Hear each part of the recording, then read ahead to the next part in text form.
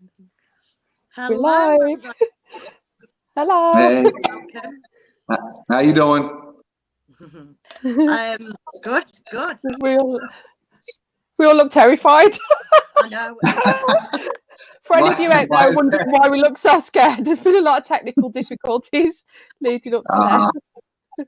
So Yeah, we I are was here. streaming on my phone tonight because one of my adorable children has done something to the computer just right before I'm about to go live, and kids. Well, hopefully So, it's salvageable. It's not too much damage. Yeah, I hope fingers so. crossed. Yeah, I do. I really hope so. But it's stressing me out because I've never done. This is a new thing, doing a live on my phone. I've guessed it before, on my phone, but I've never actually streamed a live. So I'm just hoping if everyone could let us know in the chat if they can hear everything okay, and that would be brilliant. Let's have a look. So I'd like to welcome this evening Jason Strong. For those of you who don't know, Jason was wrongfully convicted for 15 years, and he has come here tonight and agreed to chat with us to talk about his story, which is brilliant. Yeah, thanks, Jason. Sorry, go on, Mike. No, I was just saying Yeah. thanks, Jason. Thanks for being here. Oh, hello. Thank you We've for got having people. me on. I'm honored. Yeah, we're honoured. Yeah, that we've got some people. Yeah, I actually can see the chat now, but I think it'll probably be very slow. So, It doesn't sound echoey at all. Then I know everyone's saying they can hear and everything, but I'm just fretting because I've never done a live on my phone before. So I'm really. We'll see. So far, I'm hearing everybody fine. I don't know about the audience, but yeah. Let's just talk to each other. We did a pretty good job the other night. I know. Yeah, We absolutely. were chatting amongst ourselves. Well, you were asking me before we came on. You were curious about my charges, that they had 2 counts of first-degree murder. Yes. And so yeah. I guess I can start with explaining that, and then maybe kind of segue into the story itself. Yeah. Can we just mention before you do start, Jason, the victim in question, her name, well, not in question, the victim, her name is it's Mary Kate Sunderland, is it? Is that the Correct. Was that the victim? Yeah. Okay. Right. Just so people know. Right. And of course, I'll get to that too, that we didn't know who she was for many, many, many years. Mm-hmm. But that's something I can get to when we start. Down the line. Yeah. But you asked about the charges, so I'd like to start there because I know a lot of people are always confused by the way they do that kind of stuff. Yeah. So originally I was charged with 2 counts of first-degree murder and 1 count of concealment of a homicide. And they dropped the 1 count of concealment of a homicide prior to trial and just went with the 2 counts of first-degree murder. And most people wonder, well, how can they charge 2 counts for the same crime? Yeah. Well, what it is, they can charge multiple counts. What they do is they reword it and change the referencing and things like that. And they're like, one might say first-degree murder, knowingly committing an intent to do this. They'll play with the they can get more. Hold on. Wait a sec. Chances. You're going a bit jumpy, Jason. Hello. Sorry. I think it's. Can you hear me okay now, or it was just a bit jumpy? Yeah, we couldn't hear what you were saying then, so you might want to start again. Wow, all right. So 2 counts of first-degree murder. I don't remember the exact wording they used, but they changed up the meaning enough to give it a second count for the same thing. And usually what it is one might say he knowingly committed bodily harm with the intent to kill. And then the other one might say he knowingly committed bodily harm that he knew could kill, or something like, just weird little twists of the words to basically give them an extra charge to throw on there to stack the deck. That's basically what it all comes down to. Yeah, they do it all the time. One murder, that's why you can get people charged with a crime and have like 7 counts of murder for one victim, because they'll just keep rewording the thing to stack up the charges. Whoa. Why do they? What what? Just to really stick it to you. Yeah. Yeah, I mean, I don't know the legal justification for why they do that, but I mean, in my opinion, it's purely just to, stack the deck against you, because Yeah. if there's a ton of charges, it makes it easier for the jury to find you guilty on one of them, or possibly all of them. But it gives them more chances. I just popped that up from Tracy. Right, yeah. It is, How you doing, Tracy? Hi to So, everyone. but I mean, I can go kind of the initial story where it all started. Yeah, so I was just going to say, do you want to start from the beginning and actually tell everybody like what happened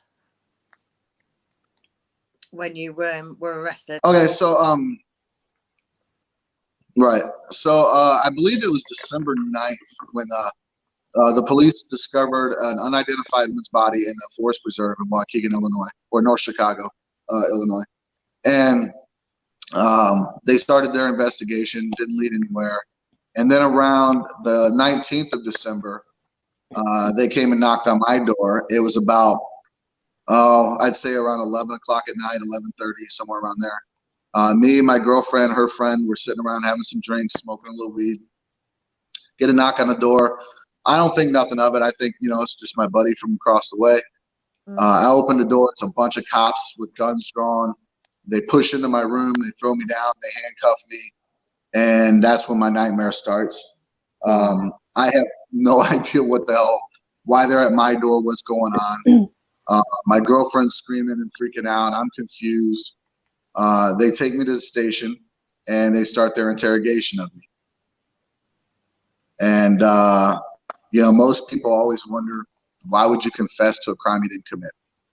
Well, they don't leave you much other options. I mean, everybody's got a breaking point, one, but two, they make it where you feel like you have no other choice. I mean, it's not like you can say, fuck you, I'm not playing this game, and get up and leave. They're not going to let you leave, and as an innocent person, your first inclination is you want to talk to the police. You want to cooperate because you didn't do anything wrong.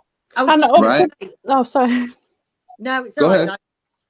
I was just going to say, like, up to this point, had you, I mean, obviously it's quite personal, but I mean, up to this point, had you had any interaction with the police at all before? Like, had you ever seen police with guns coming into, I don't know, had you ever had any kind of... Well, I mean, I've never experienced them having guns pulled on me before, but I've had experiences with cops before. I mean, and that we'll get into one of them in particular in a minute that had it in for me. Well, I was just going to say, what led them to your door? What was it that led them to come knocking at your door with guns? Right, a multitude of things. So one is mainly this one cop had it in for me. I can't prove that he did this. There's no evidence. I couldn't take him to court or something, but my theory is that this guy basically got the ball rolling, and it makes sense to me and most people I tell it to. But prior to me being arrested for this crime, this one particular cop had been harassing me for months, wanting me to be a snitch for him. And I told him, I said, man, I don't know nothing. I don't got any information for you. I can't help you. And he kept threatening me and coming around and bothering me. And he said if I didn't cooperate with him, he would make my life a living hell. And a few short weeks after that, after he told me that, is when I got arrested for this crime. And I had nothing to do with this crime. But what I found out later is that he had arrested my co-defendant, who I didn't even know, on the night in question, and brought him to the station. And during that trip to the station, my co-defendant's hand was mysteriously, accidentally, they say, crushed in the car door. And many years later, I found out when he recanted that all the cops ever wanted to talk about the moment they got into the station was me. They kept asking, tell us about Jason Strong. What did he have to do with this crime? And I mean, it doesn't take a rocket scientist to realize they were after me.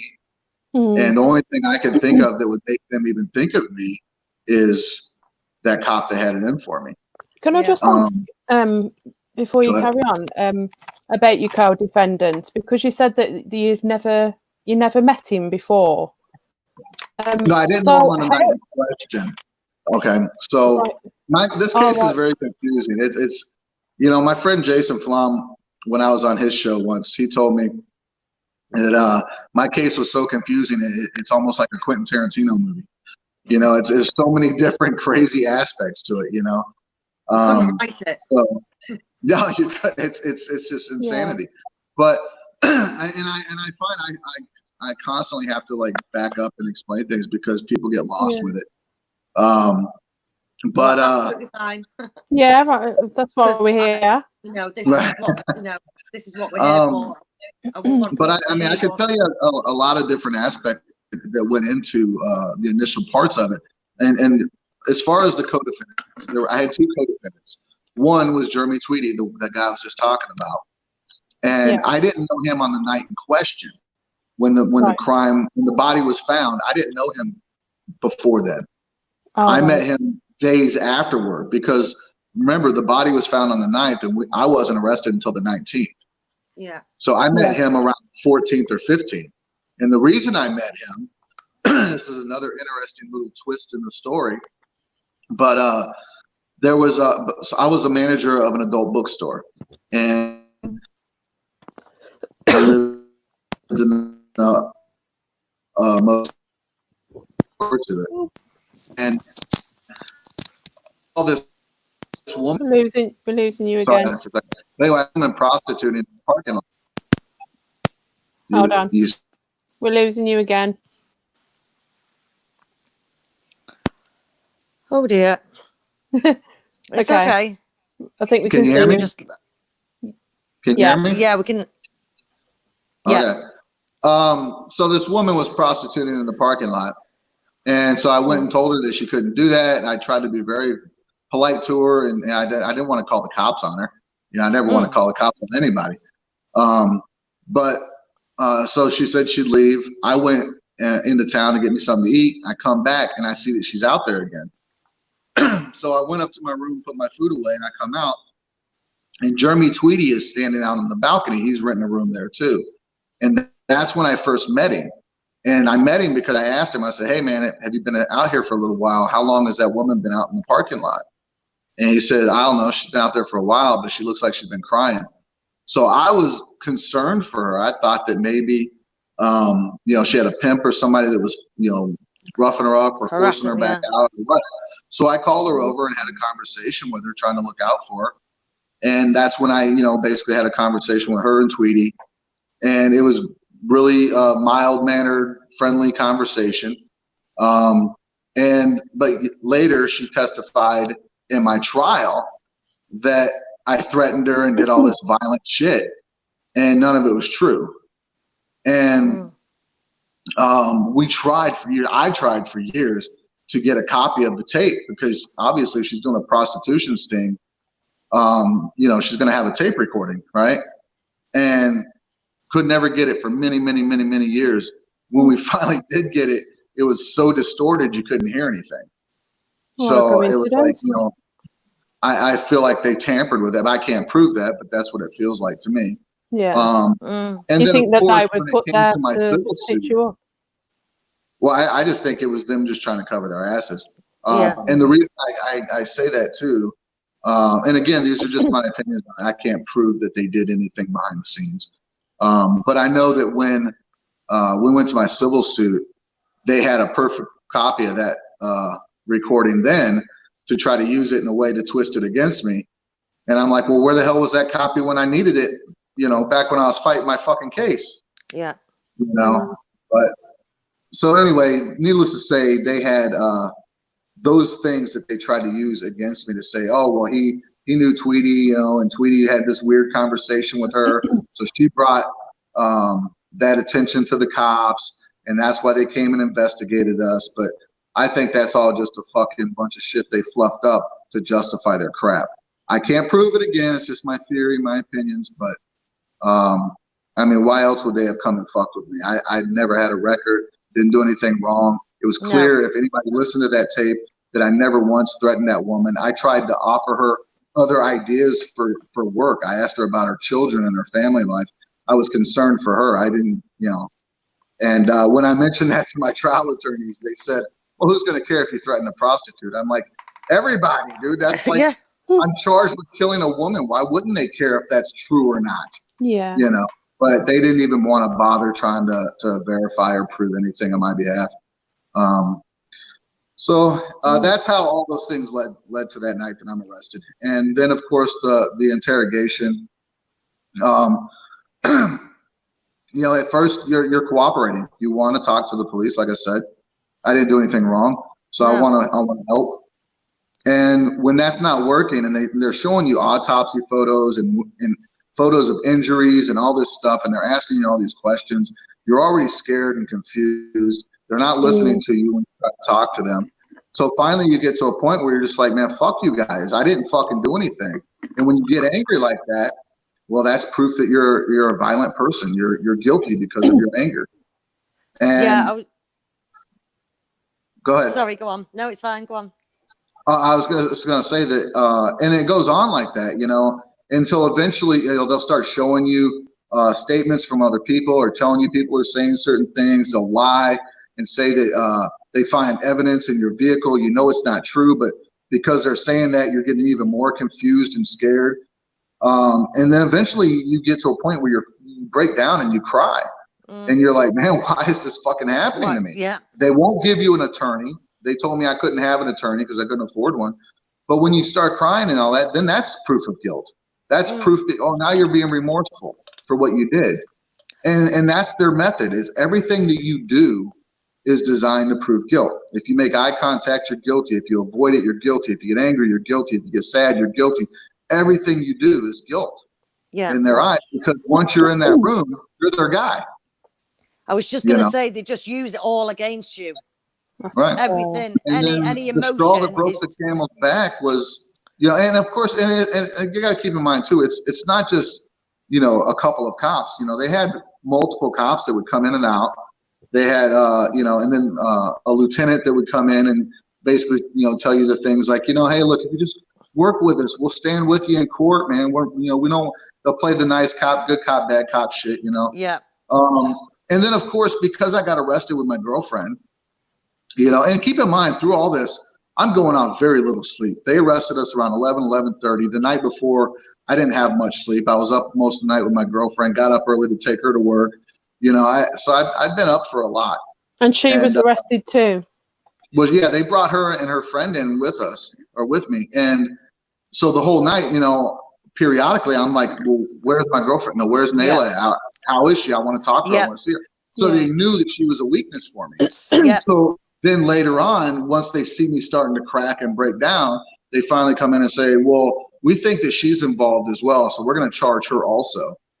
And that's when I finally just said, fuck it. Okay, you win. I did it, blah, blah, blah. And I wrote out this confession and basically did what they had other people do to me, is Jason and Jeremy were throwing it on me, so I threw it on them. Basically, that's what always happens, right? Yeah. And then they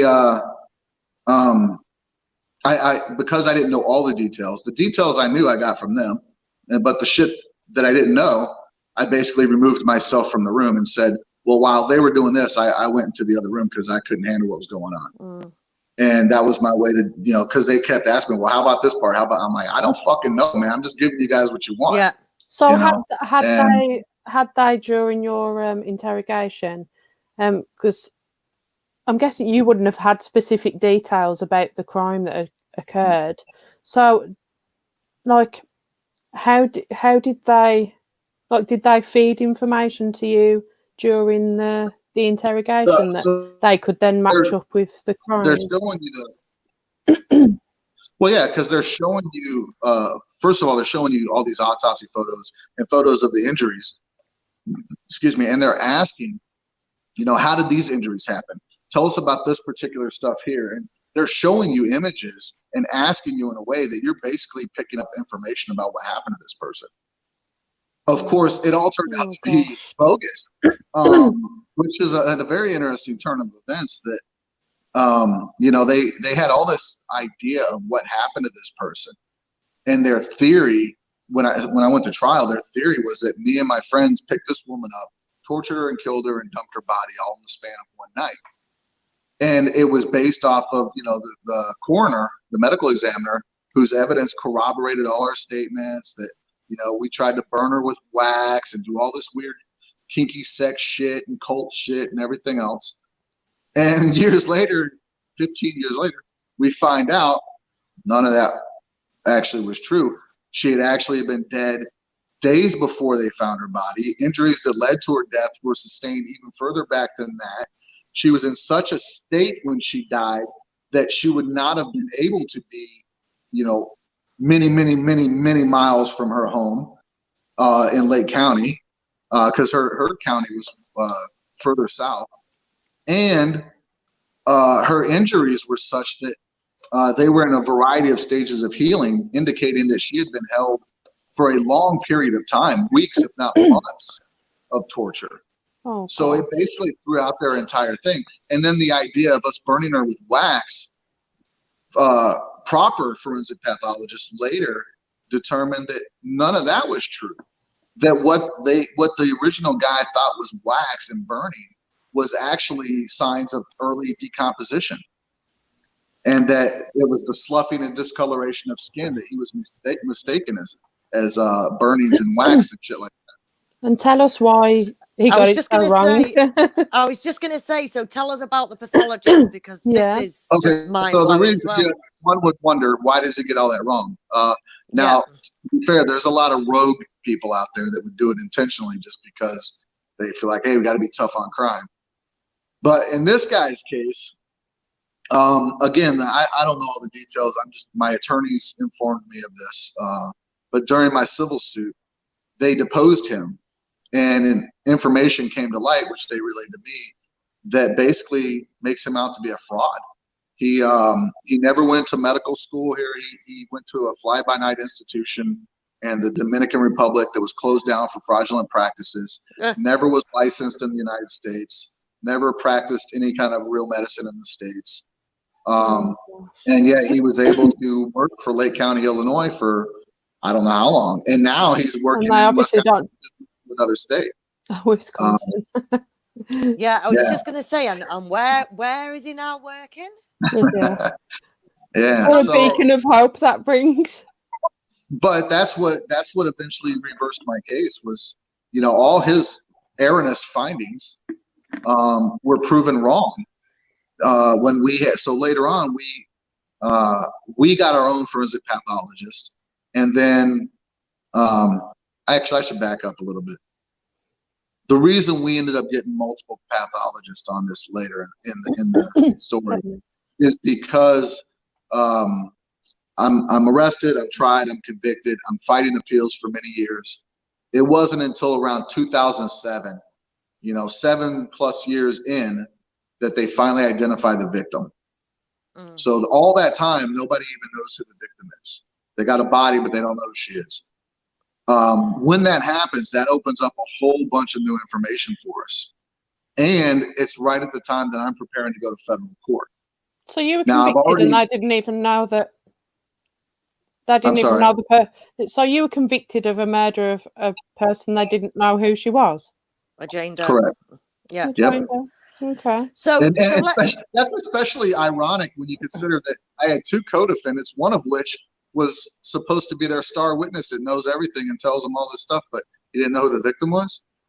I mean, well, this is why we don't like snitches, isn't it? Because they get given deals, don't they? Because how long did they get? What were their sentences? So I was the only one charged with murder.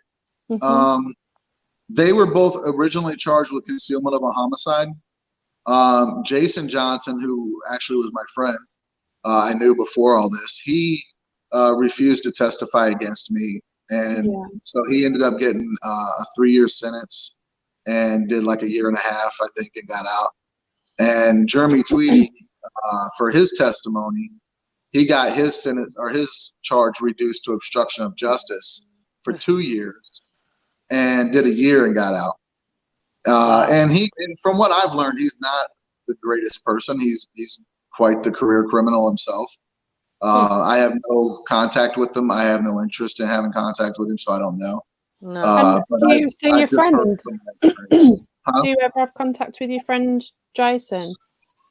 So no, Jason unfortunately died in 2004. Oh. Yeah, he. So we weren't saints. We never killed anybody, but we weren't saints. We did a lot of partying and drinking and using drugs, and this is what happens when you're wrongfully convicted is horrible. But it's also you got to think when he went home, society's still looking at him like part of this crazy fucking crime. Well, this is what I was going to He had ask. a lot of shit weighing on him, and he could never forgive himself for signing a statement against me, and all the things that happened. And so anyway, long story short, he got mixed back up with drugs, and he died from a heroin overdose. Oh God. Oh no. That's sad. And I mean that could have been me. I mean, I did all those same drugs, and but. Oh, these stories always make me emotional. Sad. I know.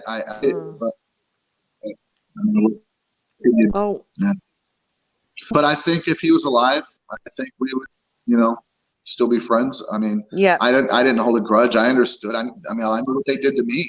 So how could I blame him? You couldn't. For his false confession. Yeah. I mean, I knew what their games were. But so anyway, we got that new information about the victim's identity, and I had already been kind of loosely in contact with people at Northwestern. Jane Rayleigh, who's a wonderful person, may she rest in peace. She was willing to help us off the books until something opened up for us. But I was still going pro se as my own attorney, and I went into federal court.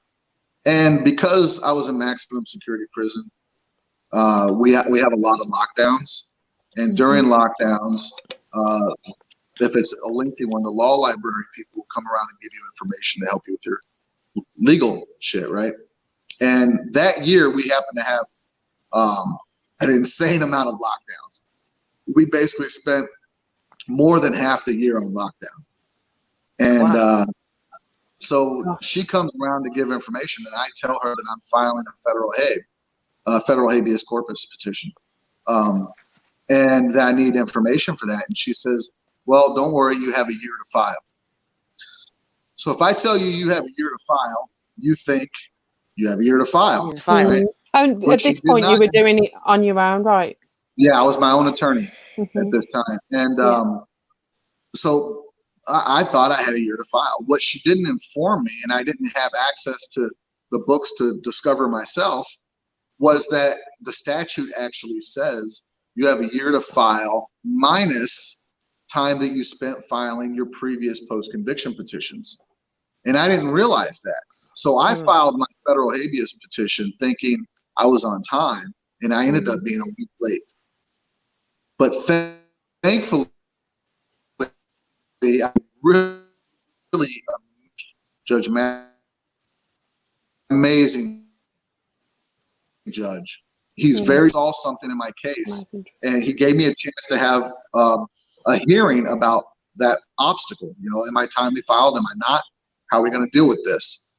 And to give me counsel for that, he could have gave me anybody, but he called Tom Garrity, who is the director of Northwestern's legal clinic. He called him personally and asked him to look at my case. And so Tom comes on for this procedural issue, but once he meets me and talks to me and then goes back to the school and talks to Jane and sees all this stuff that I've been doing and reads the case, they determine that I'm innocent. They believe I'm innocent, and they take my case all the way. And so from there, I know I'm trying to bring this into a shorter thing, but it's hard to do. It's okay. It's okay. It's fine. We lost the procedural hearing, but the judge, because he believed me, and he said this in his ruling, I believe Mr. Strong. I don't believe the state's witness, blah, blah, blah, but I can't prove anything at this juncture. There's no precedent for him to use, but he bent over backwards basically to allow me other avenues to keep my fight alive. Wow. And that's what you want to see, isn't it? Yeah, we were talking about this the other absolutely. night and saying what a good judge you had. It's Yes. very rare to get a good judge in your case. And you were telling us that before he was a judge, he was a defense lawyer. A defense attorney. Where usually, or like sometimes the prosecutors, and that, you It's know, a different mentality, isn't it? It is. Well, yeah. They're coming at it from a different standpoint. You know, defense attorney, most defense attorneys, not all, there's some bad defense attorneys, but most of them come at the standpoint of they want to do justice and they want to do right by their clients and they want to seek the truth. Where prosecutors, and again, not all prosecutors are bad. There's a lot of good ones. But they come at it a lot of times as they have to represent the people of the state, and the people of the state are always, they got to be tough on crime. So they go at it from that standpoint. They got to be tough on crime. They got to get convictions. That's the only way they're going to get promotions. That's the only way they're going to get political, votes and everything else. So it's set up in a way that it's really bad. Honestly, we need to change the way we do those things. We need to affirm the fact that prosecutors' duties are to all the people of the state, including the defendant. There should wipe out immunity for them. Yeah. Right, well, if they see evidence that the person didn't commit the crime, it's their duty to let them go. To dismiss the charges. But people don't applaud that when that happens. And that's what we need to applaud, not how many convictions can you get. You know, it should be about finding the truth. So, but anyway, so Judge Cannelli was a defense attorney prior, and he was a good guy. He's funny. He's engaging in court. When I was on the stand, he's one of those guys that when the prosecutor is trying to cut you off and not let you answer the question, he would cut them off and say, "No, Mr. Strong, what do you have to say?" Yeah. You know, and I applaud that man. He's amazing. Yeah, but it sounds like it's very rare. As we fought through all that procedures, and then we went back to state court and came back around to his court, and we went through all these hoops. But we got to a point where we decided to bring in experts of forensics and reevaluate some of this information. And right around the same time that all that's happening, Lake County is going through a change in leadership. The prosecutors that were involved in my case are being pushed out of office because of so many bad cases and bad explanations for those cases. And the guy that's coming in, Mike Nurheim, is coming in on this platform of I want to look at these cases and see if there's some legitimacy to it. I want to investigate this stuff and do the right thing. And of course, he used to be a defense attorney before he became a prosecutor. That's another story. But anyway, so he comes in with that, and it wasn't right away that he took my case, but I was one of the cases that he had been looking at, and he started a rapport with Judy Royal, who's one of my attorneys at Northwestern. And they kept communicating and talking. And Nurheim had this integrity unit that he basically, with them, agreed to allow reinvestigation of the entire case. And around the same time that that's happening, the next step of a miracle is the Attorney General's office, who were battling in federal court, they come forward and say, let's talk. And they say, okay, let's investigate all this because something wasn't adding up for them. So what was that just had they just independently come forward, or had something sparked that? Well, I think it's because they were seeing all this new stuff come out and they were curious about it. And we were putting forth this forensic pathologist that we just got in. So they wanted to get their own forensic pathologists. So we had, each party had their own forensic pathologist that came in, and they all three came to their own conclusions, which were all the same. And they were all peer-reviewed back that it wasn't possible for me to have committed this crime. My confession is 100% false because the state's theory is not even remotely feasible. They basically said, again, that me and my friends picked this woman up, tortured her, and killed her in one night. But what the evidence really shows is that she was already dead before that night. Injuries that led to it were even further back than that. And she had been tortured and abused for many weeks, if not months. So basically it couldn't have been us. And Sorry, Jason. At what point did Northwestern come along? So how long had you served before Northwestern came along, and how did that come about? So that was I don't know, about late 2007, early 2008 when they got on. And they came about because that judge called Tom. Tom was the director of the Bloom Legal Clinic at Northwestern. So they came in on the procedural issue, and then eventually took the case full on. Now my correspondence with them started long before that.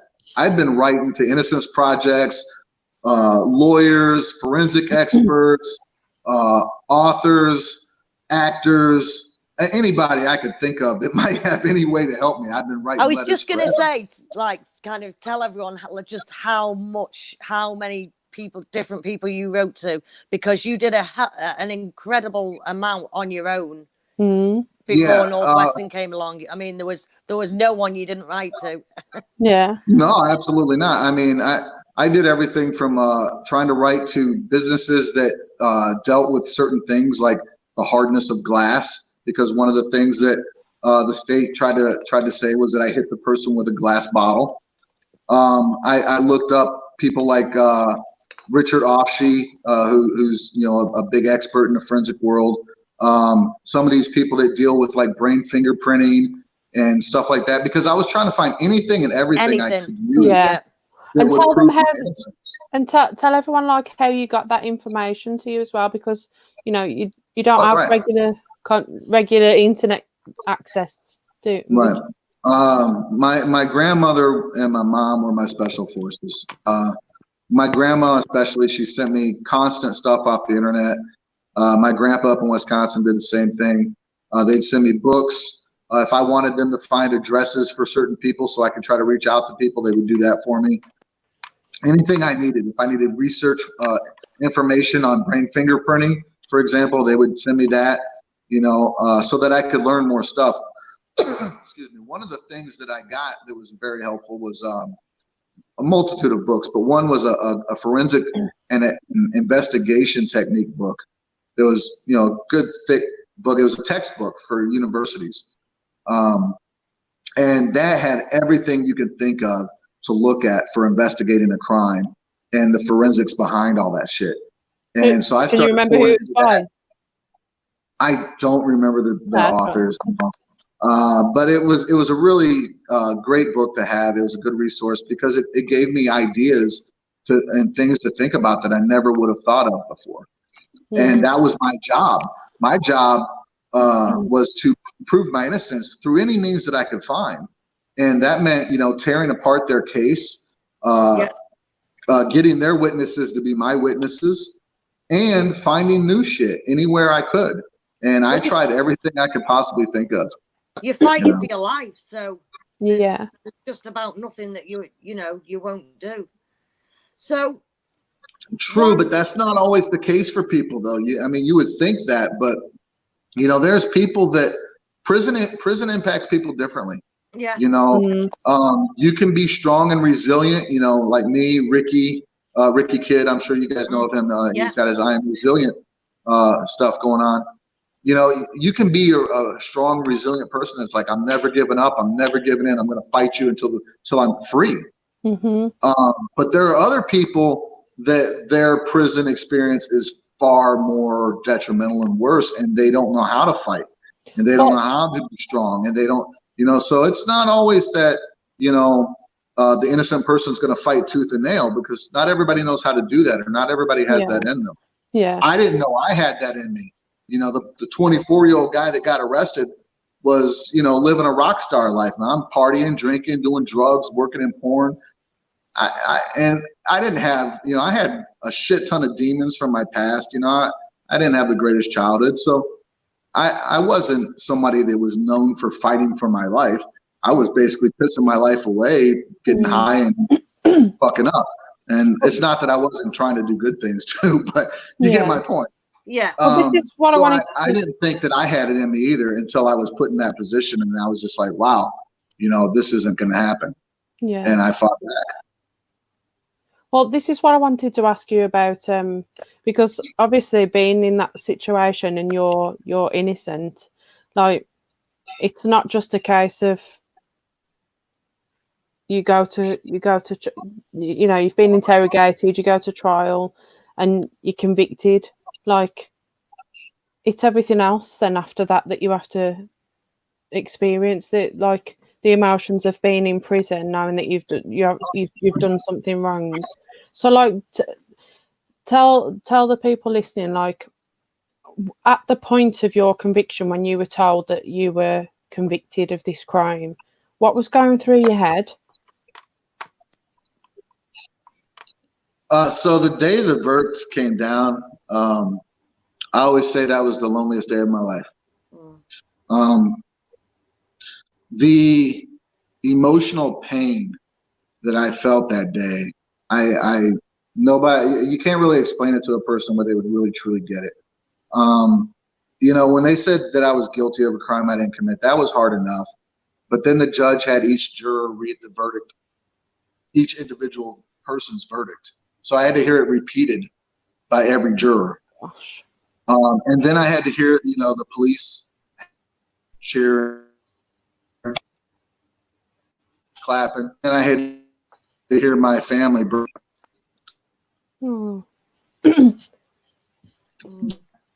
I think I've ever wanted, and I did that day. And when I left the courtroom, I was fortunate enough that, you know, not all jail and prison guards are assholes. Some are good. I was fortunate enough that the escort that I had that day was a stand-up guy, and I asked him if I could just get put in a solitary cell for a little while to decompress, and he let me, and I just broke down. Wow. But once I recovered, I got back up and I was ready to fight. I wasn't going to give in. It was hard, but were you ready from day one? Were you ready from that minute that you were in there? No, but it wasn't long after. I don't remember the exact poem that I wrote, but I wrote a poem about it not long afterwards. I was in SEG soon after all this happened. I don't even remember why that happened. I think it was oh, I do remember why that happened. Which that's another story. We don't have to talk about that. But nevertheless, I was in SEG and I wrote this poem called "I Shall Prevail," and I don't remember the exact wording of it, but it was basically a war cry saying that I'm not going to fucking give up. I'm going to win this one way or another. And it's funny. My buddy Paul, who I was locked up with for a long time, he always says that when he reads that, he pictures me sitting up on a horse with half my face painted white, half painted blue, out freedom. You know? Braveheart. I'm like, oh, okay, I'm not quite that, but I knew I had to step it up and fight. And I told myself that as I fought to prove my innocence, I would fight to improve myself physically, mentally, emotionally, to just all around improve everything about me, improve my case at the same time. So we bought an attorney finally for my direct appeal, lost that, lost the petition for leave to appeal to the Illinois State Supreme Court, and then we lost that attorney because we couldn't afford him anymore. So then I became my own attorney and I did things my way. And my way meant nothing was off the table. I was going to throw everything at him. My first brief was 70 some odd pages long. And I threw every argument I could at him. And I used reason, logic, evidence, everything. Yeah. And of course the judge shot it down. But it was me saying, I'm not done. I'm going to keep fighting, you know? And I adopted a militaristic mindset. I studied The Art of War by Sun Tzu. I read Caesar's commentaries. I read books by, you know, Churchill and people like that. I looked at this like war, and my family was my army, my special forces, and I was the general, and the courts were the battlefields. And I used pieces of Sun Tzu's Art of War as strategies to pick apart the case and fight my battles. And I adopted the philosophy of give me liberty or give me death. I wasn't gonna give up until I was either free or they killed me. Mm. But I wasn't gonna rot away in prison. I even contemplated escape. If all my options failed in court, I would fucking run. I Yeah. wasn't gonna stay there. So. Well, talking about the give me liberty or give me death, because you mentioned that the other Patrick night Henry. when we That was Patrick Henry that said that originally. I'm sorry. No, it's okay. You mentioned it the other night when we were talking, but you mentioned it for a specific reason, and that's because you said that leading up to your when they were I've lost the word. Help. When they dish out the punishment. What? Sentence. Oh, the sentencing? Sentencing. Sentencing. Never mind. So when they dish out the sentencing, you said that that death penalty was something that So I got ended there up at the getting end. 46-year sentence at 100%. But no, before my trial, they already decided they weren't going to do the death penalty. They set the date to have a hearing to give me the death penalty or to seek it in my case.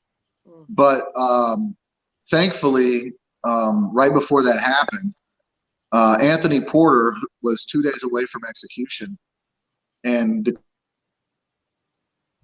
declared innocent. Ryan said, We lost him again.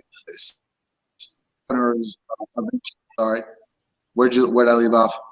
You got me? We just heard Anthony Porter. Well, that's what I heard. Did you hear any more? Okay. Okay. No.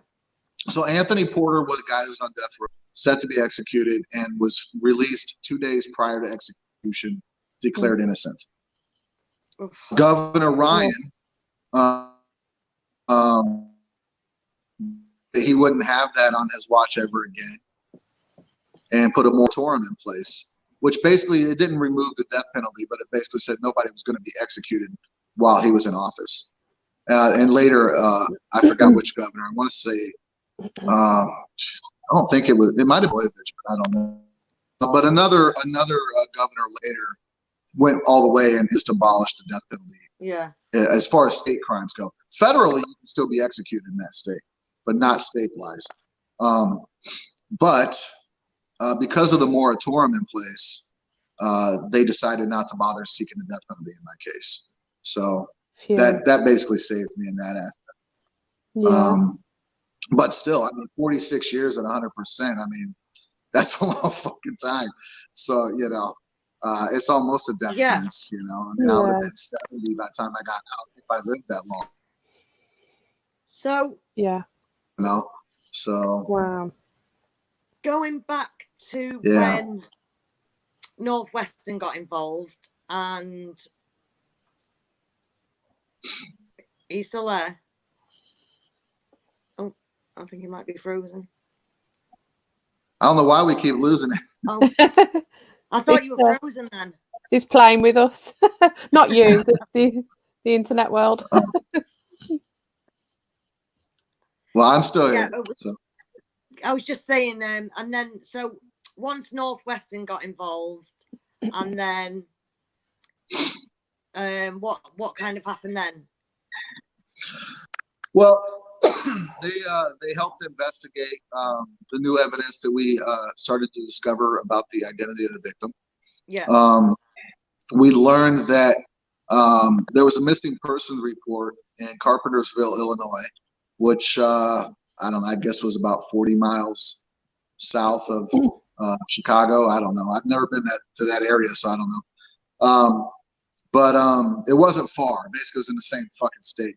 Pat Quinn, thank you, Tracy. Yeah.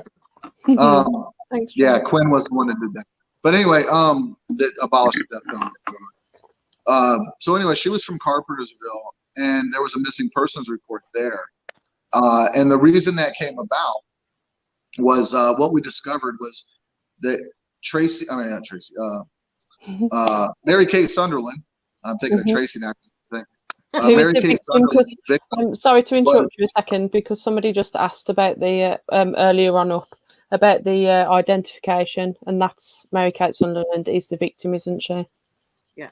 Correct. Which we mentioned earlier, but we just carry on. Right. So Mary-Kate was. They determined that she.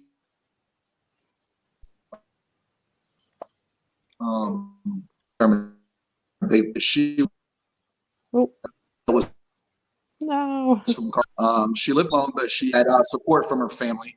You know, they looked in on her, took care of her, and all that. But she fell under the influence of well, this is our suspects. This is what we believe happened. Is that she fell under the, and this is what the evidence shows, but we can't prove any of this. Yeah. It'll never get brought into court. Nobody's going to find it. But anyway, she fell under the influence of a mother-daughter team that were grifters. They had a history of taking advantage of elderly people, handicapped people, mentally disabled people, and exploiting them for money.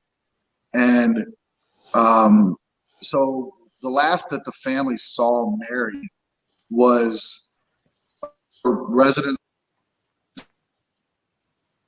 was destroyed, and she heard from her not long, and April of 90, way before December, right? And her response was, "They don't want me to talk to you," and then they never heard from her ever again. Now the missing persons report, you know, they filed it, but it didn't really get good traction until not long before my trial. This woman, Tracy, who was the daughter of the mother-daughter grifter team, she posed as Mary-Kate's sister to go into the bank and gain access to her bank accounts because nobody knew she was dead, right? It's just a missing person. Yeah. Nobody knew she was dead. And as far as they were concerned, somebody was being convicted of that crime in another county, and nobody knew it. So her bank accounts were active. But thankfully, the bank people recognized that this wasn't her family member and called the cops. And that's when the investigation really started to heat up there. Yeah. But again, they still never made the connection between the two counties for many, many years. So but I'm guessing because Sergeant they hadn't Bossard, identified her at this point. Well, yeah, but it's not for lack of trying on Carpentersville part. The Lake County, I don't think, was trying to discover the information because the missing person report and dental records were available on their database prior to my trial. You know, and they never made the connection. It was somebody in Racine, Wisconsin that made the connection. Wow. So, but going back to Carpentersville, Sergeant, the main officer, very helpful and very forthcoming with me and my family. He shared information with us. I never directly said it, but I don't think he bought that I was responsible for this case. He believed that I think he believed that it was this mother-daughter team as well as this other man who I'll get to in a minute. And so much so that when he went to Lake County to try to, once they did determine that it was the same case, to ask them just as a friendly police officer, hey, what's going on? Let's talk about this case. They didn't want nothing to do with him. They shut him. Yeah, I thought that was weird. Yeah. It's also interesting to note that Roddy's a hate mail. That's all another story too. What was that? Sorry. Hate mail. I got my very first piece of hate mail right around the same time frame when they discovered the identity of the victim. Hate mail. You know, Hate just when mail. things are going my way. Yeah. Basically, somebody wishing me dead. Yeah. But and wanting me to give up. You know, I can't prove who it was, but a lot of very fishy aspects about the letter makes me believe that it came from inside the state, somebody fighting me. But I can't prove that. It's just a theory. But and it makes things even more complicated. So the mother-daughter team, from what we understand, again, we don't have an actual investigation done in this. We're just going off pieces that were presented so far. It appears that they sold this woman to this other guy who was Gonzalo Chamizo, who's locked in a mental institution because he's completely deranged. They sold her to him, and the money that he had from them convincing him to lay on some rows and have his arm cut off and sue the state because he was mentally deranged. He didn't know. They were manipulating him as well. And he's so crazy, in fact, that when the cops went to investigate the missing persons report, he was in the room with them, literally masturbating and playing with his feces while he was talking to the cops. That's how gone this was. And I mean, he's just really out there. So he would never be able to stand trial, even if something were to happen. But he always, and he kept saying that she was murdered and that him and these other two women were involved, but all the details were wrong. So they never believed him. But he was always adamant that she was murdered, and of course they didn't know this at the time, but when we later read it, we realized, oh wow, he was even right about the days or the date. He said that she was dumped or murdered in December of '99. Well, how do you guess that? If they're just asking you about a missing person, and you're talking about she's murdered, she's dead, she was killed by us, and did this and that, and it was in December of '99. It's like, well, how does he guess all those little factors? But they didn't know all that time, so it came out later and opened up a lot of doors for us, gave us answers and to things that we never knew before. So it was very helpful. Which must feel good for you as well. Oh. At the same time, it's sad because she'll never get, the victim in this case, her family will never have justice. So it's unfortunate there, but it was a good turn of events for me. It definitely helped my case, and because of that, we were able to investigate those people as well as other avenues once Northwestern got involved. So I meant to them as well then for all of the work that they did for you for getting out, because you've been out for 5 years now, haven't you? 5 years back in May. Yeah. May 28th was 5 years. Yes. Yeah, and it's sometimes it really doesn't feel like it's been 5 years. Time moves so much differently out here, man. It takes some getting used to. Prison does something to you, but I'm thankful. I had a lot of fortunate things turned out for me because I didn't have a DNA case. I mean, I could very easily be in prison still. A lot of people don't realize that most cases don't have DNA. We see all this shit on TV, CSI and Law and Order, and we think that, it's just so easy to do this shit. And it's not. It doesn't work that way. That's fictionalized entertainment. That's not real life. Yeah, and not in the right I feel like timeline either. It shapes people's mentality. No, they make it look like it's overnight. Yeah. Don't move that fast. I think that's why, because like I said, I did 15 and a half years. Other people have done 20, 30, 40. So, yeah. It's quite outrageous, really. I guess, I could keep talking about various aspects, or if anybody's got questions that are watching, we can answer some of their questions as well. I actually wanted to ask you something because what we were discussing the other night, and me and my amazing brain likes to forget things mid-sentence. And I remembered that because you were talking about juries, and you said something about like your opinion of juries, about how if they had even remotely anything to do with the criminal justice system or any knowledge of it or anything like that, that they would just get rid, because they don't want anyone. They want people who are going to be emotional. So I wanted to ask you a little bit about your opinion of, because over here in the UK, it's random selection, so they don't do a voir dire like they do over there. It's just that they'll just select you and send you a letter and send you for jury duty. So, like, what's your opinion? Yeah, that would probably be a better process, as long as the key is also in your instructions to the juries. You want to have juries that understand the importance of weighing evidence, and this is where I feel like a lot of fictionalized shows give misinformation and skew people's understanding of what's supposed to happen in a courtroom.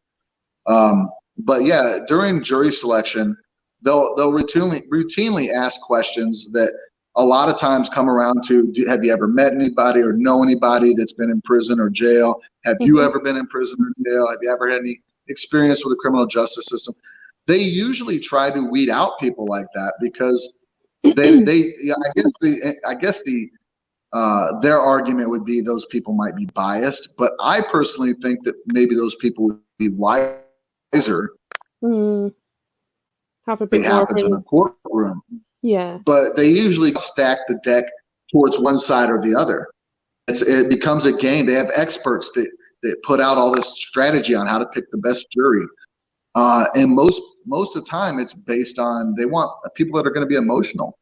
I mean, that way it's easy to go in there and say, hey, we don't really have any evidence, but we're going to paint this guy as a bad guy.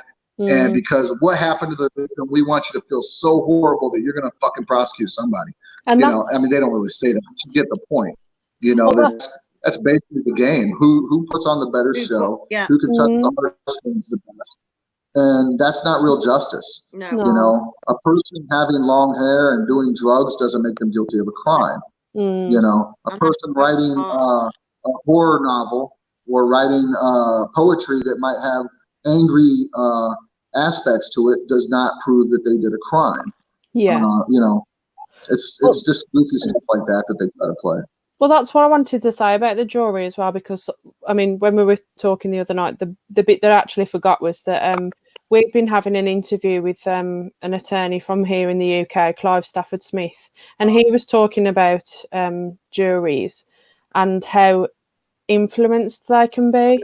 And he said about that they were showing photographs of, like quite violent scenes, and that it had changed their opinion. Do you remember that, Jane? Yeah. What he was saying about it? Yeah. And it definitely happens. I'll give you a great example of a way to get around that. Because I argue prejudicial evidence shown to the jury through the means of horrible autopsy photos. Certain photos are so horrible to see that it's going to affect their rage, their emotions, their desire to want to seek justice, no matter what. And let's throw all the cards out on the fucking table. You're not innocent until proven fucking guilty. You're guilty till proven innocent. The moment you're in that chair, most people assume you're in that chair for a reason. Yeah. And so the burden is really on the defendant to prove that he didn't do anything wrong. Yeah. Because he doesn't have to go up there and say, we think it goes up there and says, he did it. He did it. And people hear that and they think, well, that must be the truth. So how can this guy argue against it? They did. Yeah. As far as photographs, if you're trying to say, if the argument is, oh, but we need the jury to see what kind of injuries were done. Well, okay, I get that. Let's take a dummy or a blank piece of paper that's got an outline, a silhouette of a body, and point out where certain injuries were done and explain what those injuries were, rather than showing somebody who might be emotionally moved a set of gory photos with blood and injuries. Yeah. Which is what Clive had been saying before. He said that, showing people like that, like if you say this is what he did and here's a picture showing that it was done, like all of the bits in between are almost, non-existent. Like they lose the ability to kind of rationalize everything else. Well, yeah, I mean, most people are swayed by stuff like that. I mean, imagine if you're sitting on a jury and, well, let's give you two scenarios. Let's say you're on a jury and the prosecution does what I said they should do. They come in and they say, ladies and gentlemen of the jury, we believe that this person committed this crime, and hope that we will show you enough evidence that it proves that. But it's up to you to decide whether we're right or not. And then they show you things through illustration rather than actual gory stuff. Is that going to give you a better chance of reaching a fair judgment?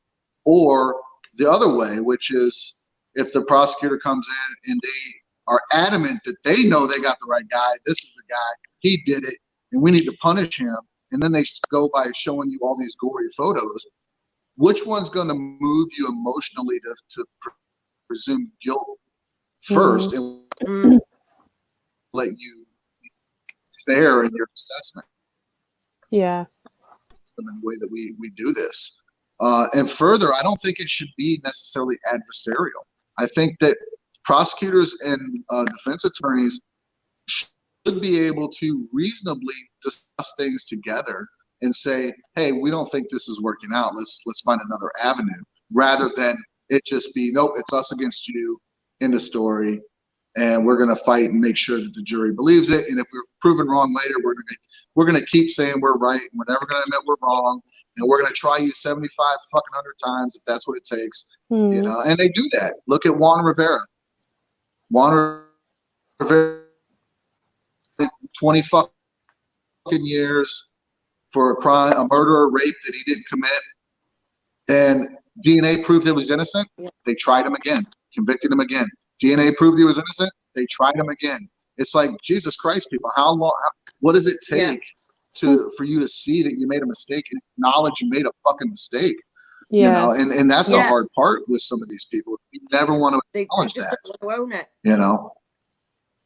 Well, that's right. You know, but I mean, think of how much better the situation would turn out all the way around if they just acknowledged from the beginning, hey, we made a mistake. We're going to let this guy go, because the real perpetrator, they're committing other fucking crimes. And in the case, the one I just talked about, Rivera, that person did go on to commit other crimes. Juan was in prison for 20 years while the real killer had gone on to rape and murder other people. Yeah. And that's what happened in you know, it's not just the person, the victim that's a victim. I'm sorry. I was just saying that's what tends to happen, because they, you know, the real perpetrators out there. Right. And that's what happened in Stephen Ivory's first. Well, that's what society needs to realize is, you know, wrongful conviction doesn't just hurt the person that's wrongfully convicted. No. You know, the family of the victim never gets justice. Yeah. The person wrongfully convicted is now a victim on top of that, because their life is destroyed. Yeah. Their family is disrupted. Society is disrupted because they have to not only pay the bill for all erroneous legal crap and any civil suits that come out at the end, but they also have a criminal that's still free to go on and do what they want. So real justice isn't served, and more victims are created by the mistake in the beginning, where if they just acknowledge, hey, we made a mistake, or hey, we had a couple rogue people involved in this case that deliberately railroaded it, but we caught it and we're going to correct it now. Man, imagine how much different shit could turn out. Oh no. But they don't do that. No. They fight it and they fight it and fight it. Well, they need to be held accountable for their actions, don't they? That's why the guy in my case was pushed out. So. Sorry. Any of the viewers got questions? I love the new name, Linda. Just go right. So I'm just going to see if there's any questions. Nothing but a stump. Just said Gregory Allen, because that's the one who, in Stephen Ivory's first conviction, he was the one who committed the crime that Stephen had been in prison for the first time. In the 85 case. And he went on to do that to other people. Sorry, what does Jason think about Stephen and Brenda? Yeah. I think that's such there. Obviously, what has happened in Wisconsin with that case is just, I especially feel bad for Brendan. Yeah. I feel like he's got the rawest deal of everybody. I know more about what's going on with him than I do Steve, but only because I know the lawyers that are involved in this case. But it's just horrible. I feel like, I don't know if justice is ever going to be served there. It's like, the courts have all ignored the obvious that everybody else sees. The governor there has an opportunity to do right, and he just keeps in it. And it's like, it's not going to hurt you to fucking do the right thing, guy. And I feel like the evidence that, for example, in Brendan's case, the interrogation and the confessions, come on, man, how can you not see there's something wrong with all of that? I could say that. It doesn't take a rocket scientist. It's like 2 + 2 is 4 people. Come on. Yeah. It is.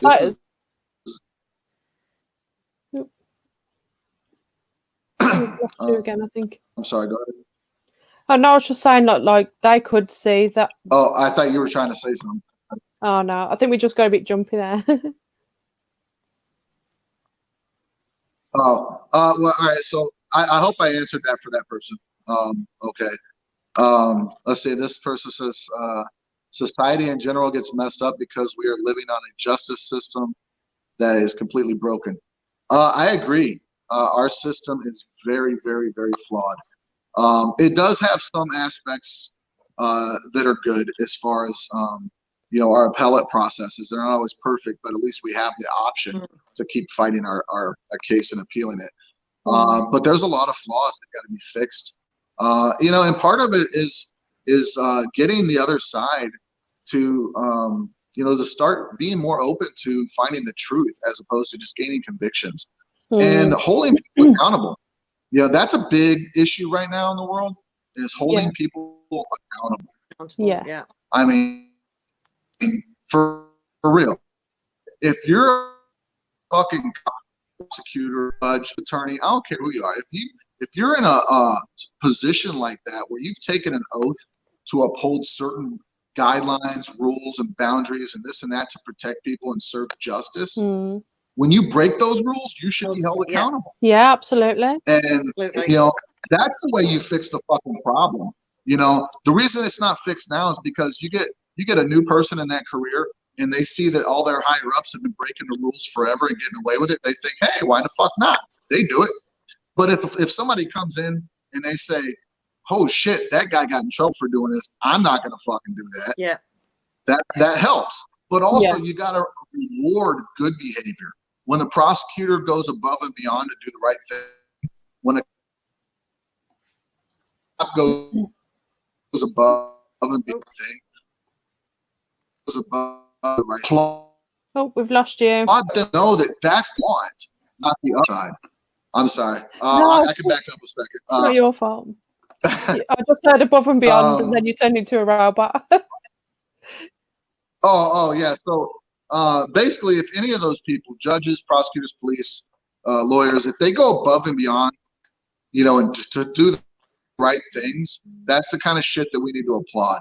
That's the kind of stuff that we should say, that's what we want, not the other. And that's how you get change in those areas. Because right now, we've basically, for generations, we've sent the message that we want you to just be tough on crime and we don't care how it happens. And I blame TV shows for this shit. You watch stuff on TV that basically says, hey, it's okay to treat a suspect like shit. If he's the bad guy, who cares? And, and we have this misconception on how our system should work. And I think we should take pages out of other countries' books.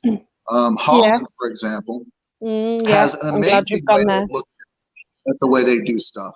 If a person commits a crime there, they don't just say, let's prosecute him, throw him in prison or kill him or whatever. They say, why did this crime happen?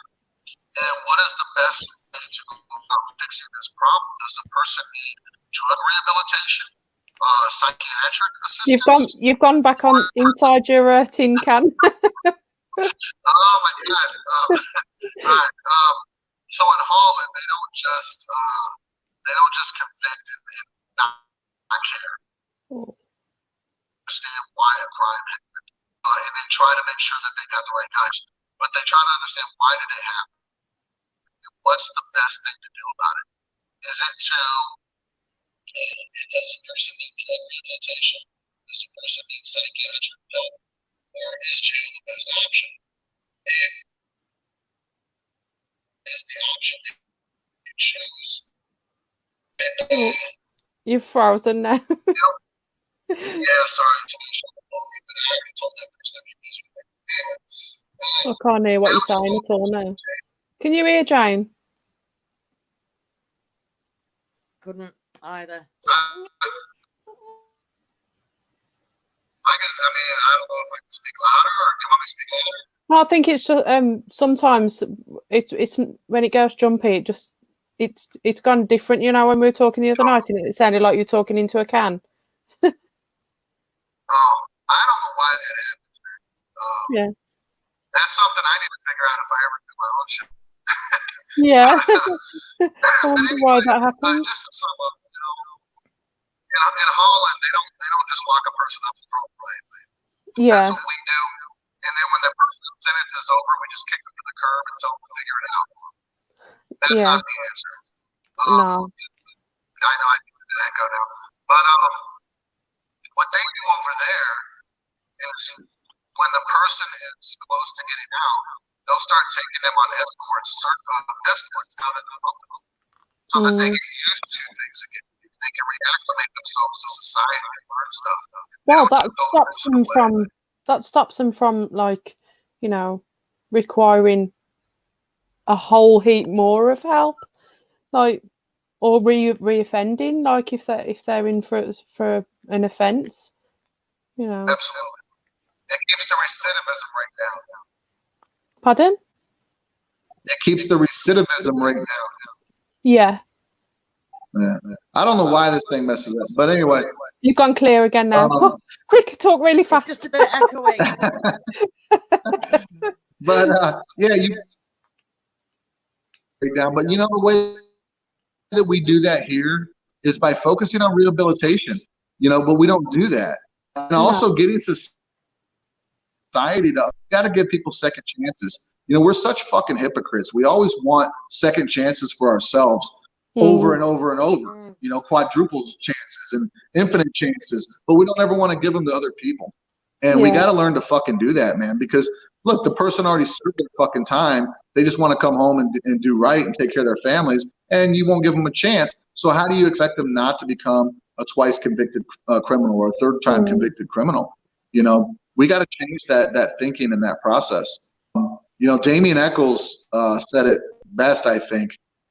He was on Book TV talking about his story, and someone asked him about prison reform, and he says, it's not for me to answer. It's for all of you to answer. Yeah. What you need to understand is that whether you like it or not, people will come home from prison. Yeah. Do you want angry, pissed off people that have only learned how to be, you know, bitter, hardened criminals?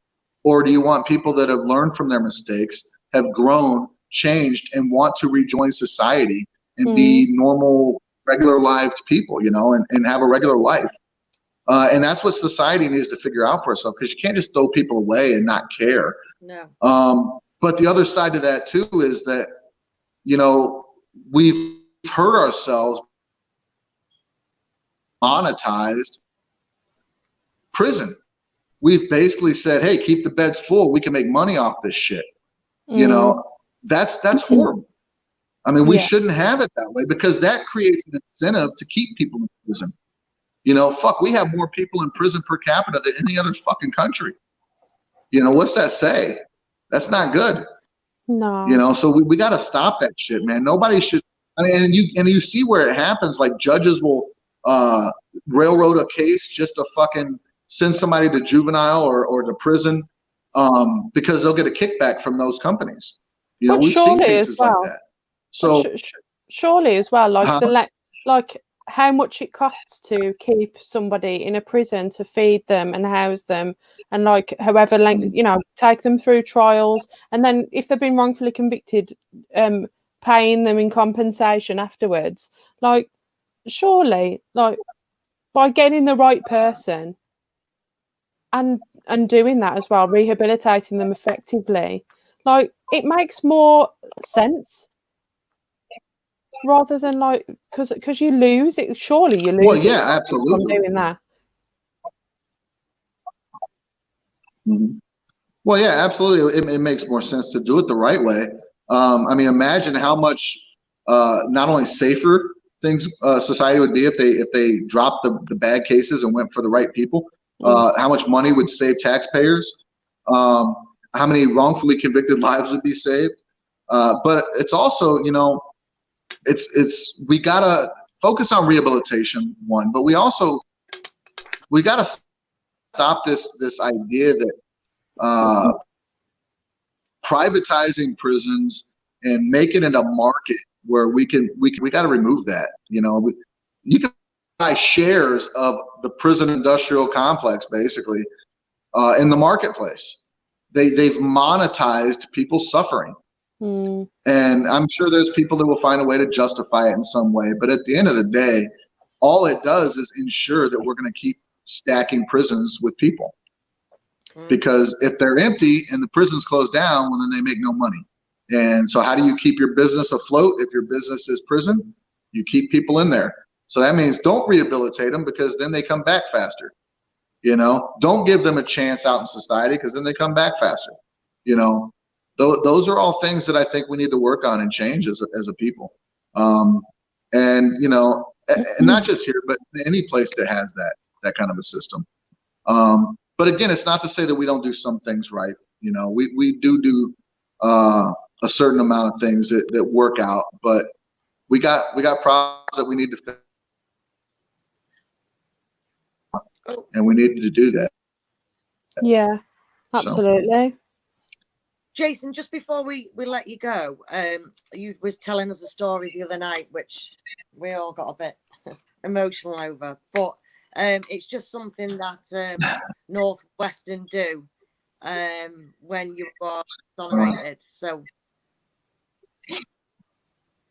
yeah, so I think the reason I was telling you that was because of my attorney Tom. But yeah, so Northwestern, they have a ceremony that they do that is called the Rose Ceremony. And what it is you go to the Northwestern campus and they have this big room set up. They have, you know, drinks and cake and all this stuff. And they have a bunch of people there, and you sit in the front. It's very emotional. You sit in front, and they have person after person come up and talk about working with you or saying good things about you. And then they give you, you were in prison. And so basically that day I went there, I listened to people like Tom, who was my lead attorney, go up and never took any credit. Tom is like one of the most selfless people I've ever met. Amazing man. He didn't take any credit for himself. He went up there and basically gave me all the credit. Said they would never have even took my case if it wasn't for all the hard work I did. And you know, there was a few attorneys that have felt that way and said that, and just one after another, they went up and said something nice and gave me a rose, and then I had to go up and speak. And people always tell me I'm like the unusual one, not in a bad way, but I was the first one to ever get up there and quote Milton. Let's put it that way. but that's me. That's what I do. I like to throw quotes out there, because sometimes people have said better than I can say it, right? So I went up and quoted Milton that day, and then said words, and then we all celebrated. But it's a beautiful little ceremony that they do for people that are exonerated. I don't know if any other projects do that or not, but and that's something that was started. Who was the woman that was my first contact at Northwestern? Unfortunately, I never got to meet her. I talked to her on the phone, wrote her. Jane Rayleigh. Yeah. She passed away Christmas right before I got out. So yeah, but she was very helpful in my case. She worked with us off the books and put us in contact with our first investigator, and you know, very, very wonderful woman. But it was her that created the Rose Ceremony way back in the day, and they still do it. And so you get, I don't, because you did go out, but just for anyone who didn't hear, you get a rose for every year that you're incarcerated. And it was just, I just wanted you to tell that story because you told me it died the other night. And Yeah, we were all just like, we're all upset. Yeah, in a good way. Yeah, Well, not the same impact same time around. Huh? But Oh, no, it was an emotional day, but I'm very grateful for all the people at Northwestern. yeah. I stay in touch with them. I'm always talking to them well, not this year, of course, but usually every year we get together for an annual dinner, and I go to the school quite often just to see people and associate with them, and they've become like another family to me. Sadly, yeah. So. Aww. Oh, well, That's so nice. Jason, I just really want to thank you again Yeah. for being here with us. You know, I've heard your story, you know, quite a few times now, and it's just one of those things where it's just so, I'm so glad you sat here right now after everything you've been through. Yeah. And no matter how many times that I hear it, it's still very emotional. So thank you for being here with us and sharing. It's Yeah. not easy it's not easy readjusting to life out in the free world. It's been a process. Yeah. And it's not always easy, you know, telling my story, but I feel like if I can do some good out of all the negative that has happened to me, then that's what I need to do. So Yeah. I try to do what I can to raise awareness and hopefully help other people. Yeah. So Yeah, and you're doing a great job, and thank you so much for coming and joining us. You're a lovely guy, and we've really enjoyed Thank you for it. having me on. I'm honored. Anytime. Yeah. I'm honored that you cared and that you were interested. We'd love to have you back. Yeah. And congratulations again on your freedom. Yeah. Thank have you got anything coming up that have you got anything? And you know, I'll keep you posted on it. Sorry. Anything coming up? Well, I'm working on a lot of different things. I'm doing let's see, I'm consulting with a friend up in Chicago that's doing a docu-series called Shadow Work, which is about mental health issues. You know, we feel that far too often in this country we sweep problems under the rugs or pills at it, and we don't really address the issues. And mental health is an issue that has been ignored and not discussed for far too long, and we need to address that. I'm also trying to write my book, which will be called Rebel with a Cause. I love that name. Yeah. I just launched launched an LLC, Burning Image Productions. That's my company. I haven't got my website yet, but I want to you know, use it to do consulting gigs, documentaries that I'm working on, as well as you know, fictional stuff that I want to work on. I got a couple short films I'm trying to work on that I will introduce to like film festivals and things like that. So I'm working on a lot of different things, and I'm considering doing my own kind of live show, but it won't be about wrongful convictions. It'll be mostly like a variety hour, you know, like actors, authors, you know, singers, whatever, just various people that come on and talk. Yeah, we look forward to that. We'll share the hell out of it.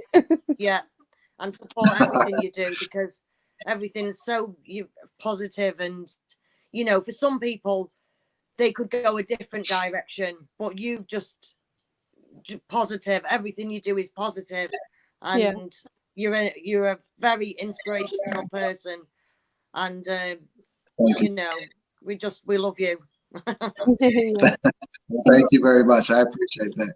Yeah. Just as a side note, you know, that's also something that that starts early on in the process of wrongful conviction.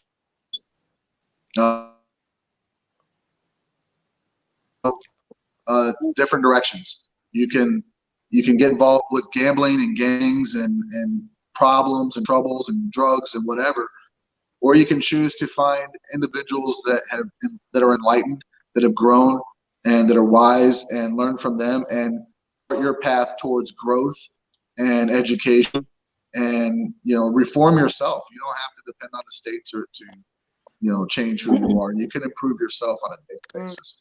And so I chose that path. Yeah. And I was very fortunate that I met some really great people in there. Not everybody in prison is bad. No. You know, I've known people that have murdered people that, you know, they're actually, you would think, oh, they murdered somebody, they're gonna be terrible people. They're actually very stand-up, honorable people. They just found themselves in some fucked up situations in life and made poor decisions. They're not terrible people. Some are monsters, don't get me wrong. But there's only a small percentage of people who are. Right. Most people are just, they made mistakes, you know, and we all make mistakes, you know, we're all human at the end of the day. Well, good luck with everything, you know, that you've got coming up, everything that you're doing. Thank you. We're always here. We would love to have you back anytime. And, you know, just thank you again for being here and sharing your story. And thanks to everyone out there who's come to watch us as well. In the comments, we've seen everything. Thanks to everyone in the chat for your comments and for posting. I think thanks to Nothing But a Stump, she's been posting. Oh no, thank you. Link. There's been a lot. You know, can I add one more thing? Of course. You know, I feel like I'd be wrong if I didn't mention this, but I've also done work to help get Tennessee's Innocence Project off the ground. And we just launched last year. We're still small, but we're hoping to grow. You know, I would ask that, you know, anybody that wants to help the cause, a good way to help is to support growing projects, whether it's in your community or if you want to reach out to Tennessee's project or whatever. Try to get involved and help some of these, because, you know, it takes a lot of money to fight wrongful conviction cases. It's not cheap, and so we depend on donations and support from other people to fight these cases and prove I was just going to say, have you got a link for that, and we can share it in the description in this video? Well, I mean, I don't have a link, we can find something, but we can find I mean, Tennessee Innocence Project. If you Google that, you can do it. Otherwise, on Instagram, I believe it's TN Innocence dot whatever, I don't know, but it's not hard to find. And they got like a dove and some bars and a logo. Everyone's but if you're saying gonna be on Instagram, I was gonna say, but if you want to support some others, man, my buddy played Catfight Coffee, great stuff. Didn't hear any of that. You know, support my buddy. Who's your buddy? AC Slade, he's a buddy of mine. He's got a coffee company. I'm just plugging everybody, man. But Catfight Coffee, for all you coffee drinkers out there, give it a shot. They got great coffee. What's it called? And that's it. I won't plug anybody else. Huh? Go on. What was it called? I'm sorry, what did you say? You were cracking up when you said it. I didn't hear. Catfight Coffee. Catfight. Like Catfight. Catfight Coffee. Okay. So it's Catfight Coffee. Yeah, and I was just saying there's a lot of positive comments in the comments down here. So everybody's in the love and Rhonda's just put the Innocence Project in. Well, I appreciate it all. Go ahead. No, I was just saying there we go. Oh wow. And just so you know, I'm not in a rush because my 4 o'clock thing. So Nothing But a Stump's put the Catfight Coffee link in the description, in the comments. Cheers, Chris. Yeah. Oh, thank you. Thank you again. Thanks everyone in chat. Yeah, thank you again. And we'll see you next time.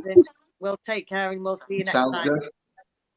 Bye. All right. You guys take care. Thank you again. Take care. Bye-bye. Bye.